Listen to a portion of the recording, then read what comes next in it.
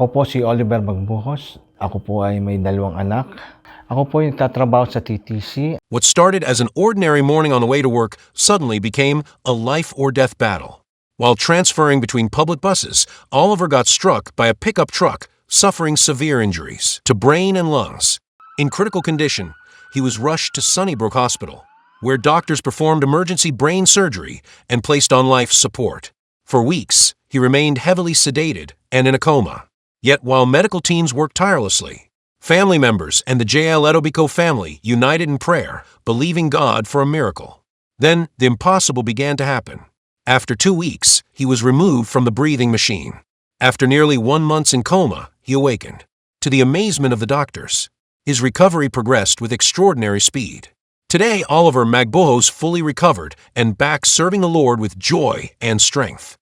What seemed like a tragedy became a testimony of God's healing power, faithfulness, and the miracle of answered prayer. Kung paano po kumilos ng Diyos sa buhay ko, asahan yung kikilos din ng Diyos sa buhay nyo. Manampalataya lang at manalig kayo sa Kanya. Huwag kayong bibitiw sa Kanya.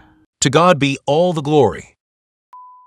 Every parent dreams of an easy path for their child, but for Avi Jane's parents, the journey was filled with challenges. At just 2 years old, Avi Jane was diagnosed with severe autism and profound hearing loss. Everyday life was difficult, running and climbing when in malls, displaying uncontrollable behaviors and struggling at school with tantrums, broken items, and conflicts with classmates. Many days ended with early calls from teachers asking for Avi Jane to be picked up.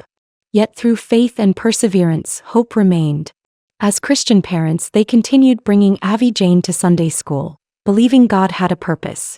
Avi Jane displayed her talent in arts and drawing. Then came a special moment, a J.I.L. Etobicoke Christmas concert where Avi Jane participated in an interpretative dance. In every star we see, and all the songs we sing. Soon after, something remarkable began to happen. Positive changes in behavior became evident. Teachers noticed the difference. The calls for early pickups stopped, and reports about Avi Jane became increasingly positive. What once seemed impossible became a testimony of transformation, faith, and God's amazing grace at work. We believe that Abby is God's gift to us, and God has a big plan for her. To God be the glory. Good evening po. Ako nga po pala si Bong. Ako ay married kay Jessica at meron po akong 3 anak.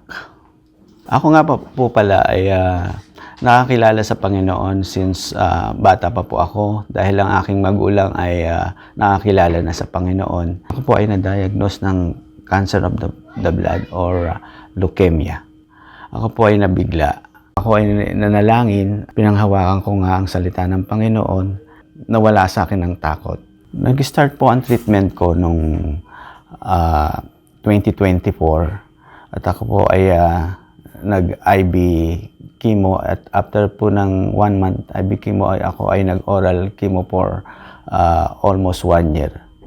Nung mag-IV chemo po si Bong, nung first day po, muntik na siyang mag-cardiac arrest. Nagsho-short of breath po siya at muntik na siyang mag-pass out. Yung journey po ni Bong for a year ay napakahirap po sa aming mag-anak. Bali, kasi po almost every 2 weeks po nasa emergency room kami kasi po lagi siyang nag-fever, konting ubo, sipon, kailangan po siyang madala sa hospital. Lalo na po nung magka-COVID siya, yung mga bata na iiwan po sa bahay. Kasi po kami, minsan magdamagan po talaga kami sa emergency room and the next day na kami babalik. I remember nung last day ng kanyang medication and maganda na po yung kanyang mga blood works, pati yung mga doctors po, they are amazed talaga. Tinawag po namin yung mga bata and then we announced to them na the treatment is over. And then it was very emotional for us. Nag-iyakan po kami and then we prayed and then we praised God. We know, we believe na pinagaling po siya ng Panginoon. Yung una pong naramdaman namin na fear, matatapusan ba natin ito? It was all answered by the Lord. Kaya nagpapasalamat po kami sa intercession ng JIL Etobicoke at saka po ang leading po din ni Pastor Alan po sa aming journey na ito. Sa Diyos ang papuri.